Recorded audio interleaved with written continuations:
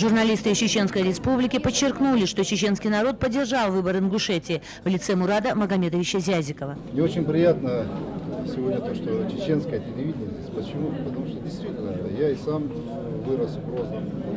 Для меня, как и для многих тех, кто там вырос, это был самый родной город, потому что это очень красивый город.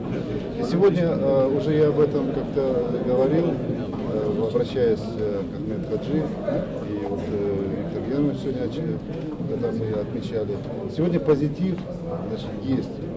Сегодня федеральный центр очень многое делает. Но все это надо нам вместе еще раз объединить усилия субъектов федерации, особенно ближних, особенно братской Ингушетии, с тем, чтобы сегодня быстрее решить вопрос воссоздания рабочих мест, восстановления республики, разрушенного, обеспечения безопасности.